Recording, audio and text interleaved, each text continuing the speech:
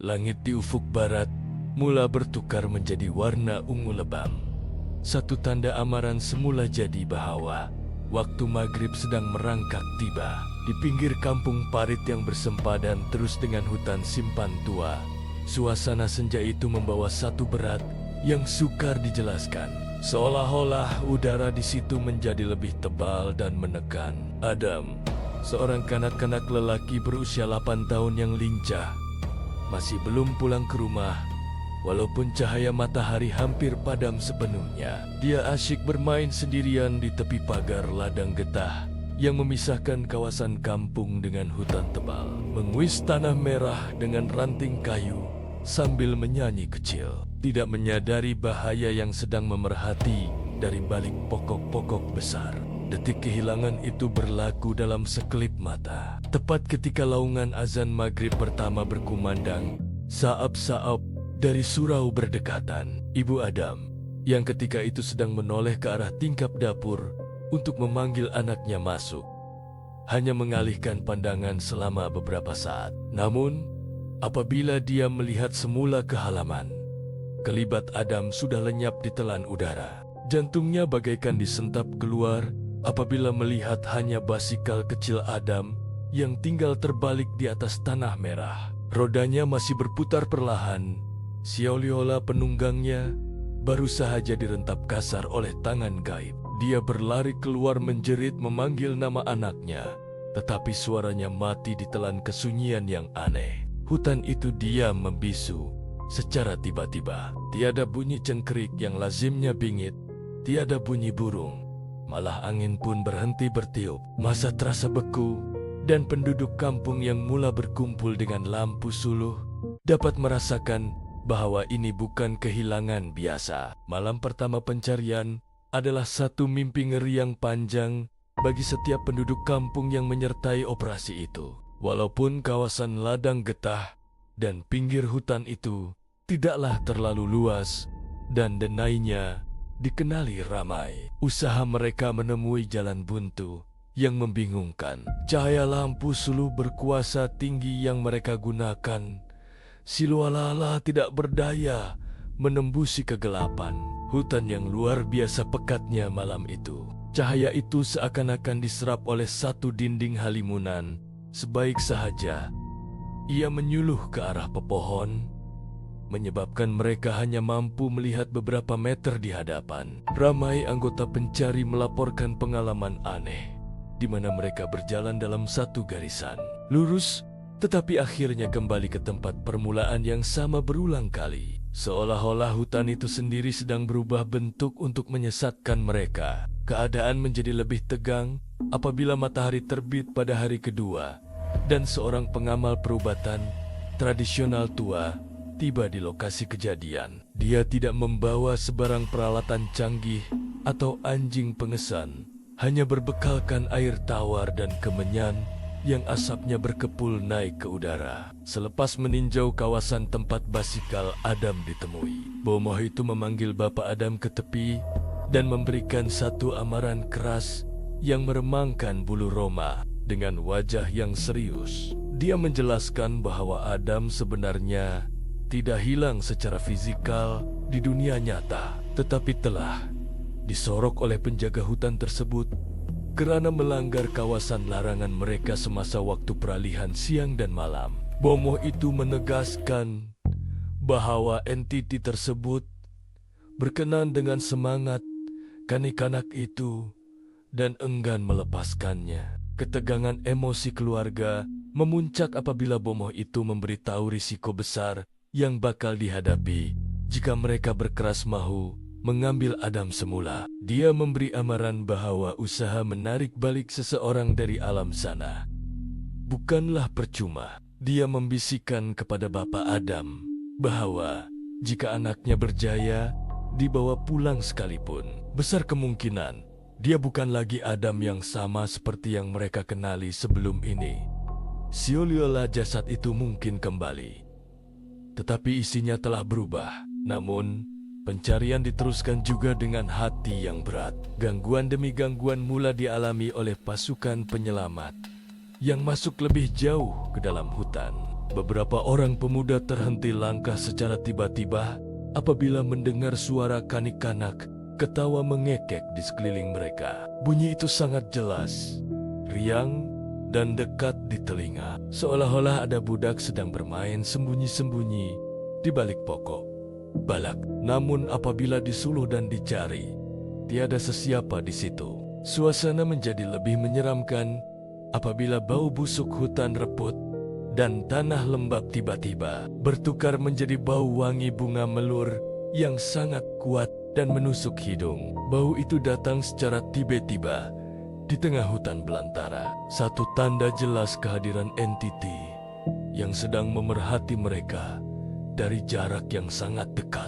Menjelang masuknya hari ketiga, harapan semakin pudar dan keluarga Adam mula pasrah. Terpaksa reda dengan sebarang kemungkinan ngeri yang menanti. Segalanya berubah pada awal pagi hari ketiga, ketika kabus tebal masih menyelimuti tanah lembab di belakang rumah keluarga itu. Bapak Adam, yang matanya bengkak akibat tidak tidur selama 2 malam, membuka pintu dapur dengan langkah yang berat untuk mengambil angin pagi. Dia tergamam serta merta, kakinya terpaku di lantai simen yang sejuk apabila melihat satu susuk tubuh kecil berdiri tegak di tengah padang rumput yang memisahkan halaman rumah mereka dengan semak samun hutan. Itu adalah Adam. Dia tidak berada jauh di dalam hutan belantara seperti yang disangka oleh pasukan pencari selama ini. Sebaliknya, dia berdiri diam mematung di situ, membelakangi hutan tebal, seolah-olah baru saja dihantar pulang ke perbatasan dunia manusia oleh penjaga gaibnya. Namun, ada sesuatu yang sangat tidak kena dengan penampilannya yang serta-merta memadamkan rasa syukur bapak itu dan menggantikannya dengan benih ketakutan yang jauh lebih mendalam. Kontras fisikal kanak-kanak itu sangat mengerikan dan tidak masuk akal bagi sesiapa yang melihatnya. Sepatutnya, seorang budak kecil yang hilang selama 3 hari di dalam hutan tropika akan kelihatan kotor, lesu. Baju koyak rabak dipenuhi lumpur dan mungkin luka-luka akibat duri rotan atau gigitan serangga hutan. Tetapi Adam kelihatan terlalu bersih, malah lebih bersih daripada hari dia hilang. Kulitnya pucat dan licin tanpa sebarang jalar. Rambutnya disisir rapi ke belakang dan tubuhnya mengeluarkan bau wangi yang aneh dan kuat, seperti campuran bau bunga melur segar dan kemenyan lama, bukannya bau peluh atau tanah busuk. Pakaian yang tersarung di tubuhnya juga menjadi tanda tanya besar.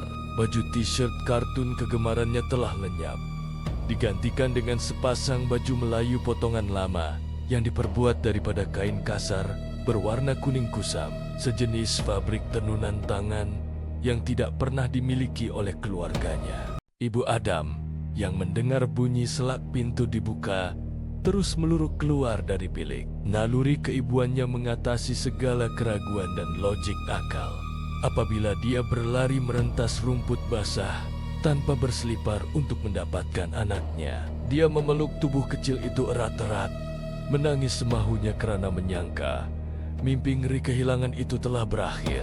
Namun, tangisannya terhenti secara mendadak, digantikan oleh rasa seram sejuk yang menjalar ke tulang belakang. Dia merasakan tubuh Adam sejuk seperti ais, kaku dan keras seperti batang kayu yang tidak bernyawa, tanpa sedikit pun kehangatan darah manusia.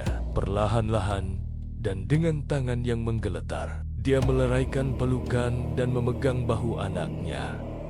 Cuba menatap wajah yang dirinduinya itu. Saat Adam mendongak memandang ibunya, dunia wanita itu si kenala runtuh berkecai. Mata kanak-kanak itu terbuka luas, tetapi tiada anak mata hitam di situ. Keseluruhan bola matanya hanya berwarna putih susu yang kosong, berkabut dan menakutkan. Merenung tembus ke dalam jiwa ibunya tanpa sebarang emosi atau pengiktirafan. Adam tidak menangis, tidak bercakap, dan tidak menunjukkan sebarang tanda trauma atau ketakutan. Sebaliknya, bibirnya perlahan-lahan mengukir satu senyuman nipis yang sangat asing, senyuman yang kelihatan terlalu tua, bijak, dan sinis untuk wajah seorang kanak-kanak polos berusia 8 tahun. Penduduk kampung yang mula berkumpul di pagar rumah secara otomatis berundur setapak demi setapak, didorong oleh insting purba yang memberi amaran tentang bahaya. Mereka dapat merasakan aura dingin dan menekan yang memancar keluar dari tubuh kecil itu. Satu tenaga ganjil yang membuatkan bulu roma mereka meremang serta-merta. Tiada sesiapa yang berani mendekat untuk menyentuhnya, kecuali ibu bapanya yang terpaksa memapah. Anak mereka masuk ke dalam rumah dengan hati yang hancur. Sebaik sahaja Adam melangkah melepasi ambang pintu, suasana di dalam rumah itu berubah menjadi suram, gelap, dan berat.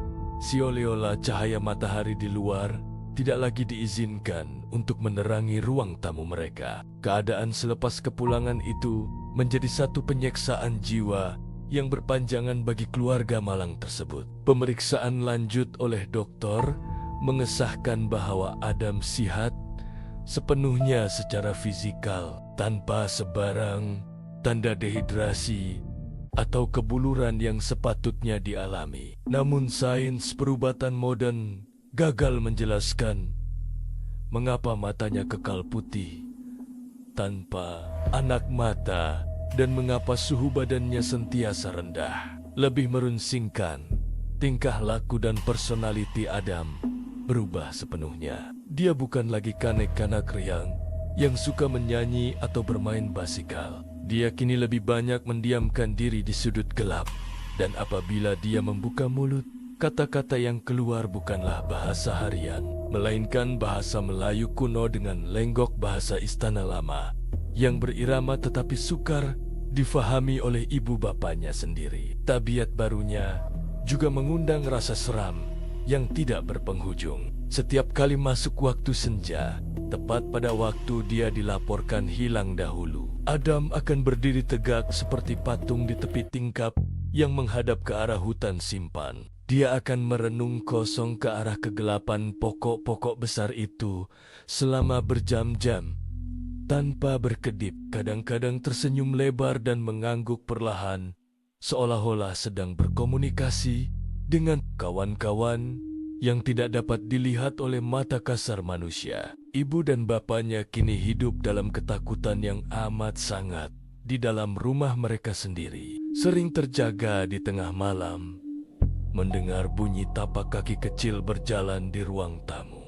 Mereka sadar dengan pedih bahwa jasad yang tidur di bilik sebelah memang milik anak mereka. Tetapi isi di dalamnya adalah sesuatu yang lain, satu entiti asing yang mungkin sedang menunggu masa untuk membawa seluruh keluarga itu masuk ke dunianya selamanya. Kisah Adam ini menjadi peringatan kekal dan keras kepada kita semua, supaya jangan sesekali mencabar pantang larang hutan atau membiarkan anak-anak berkeliaran ketika waktu senja melabuhkan tirainya. Mungkin Adam yang sebenar masih terperangkap di alam sana, menangis mencari jalan pulang, manakala yang ada di sini hanyalah satu penipuan mata yang mengerikan. Jika Anda pernah mengalami gangguan atau melihat sesuatu yang pelik di kawasan hutan, kongsikan kisah Anda di ruangan komen di bawah. Jangan lupa untuk tekan butang subscribe dan lonceng notifikasi bagi mengikuti lebih banyak kisah misteri tempatan yang belum terungkai.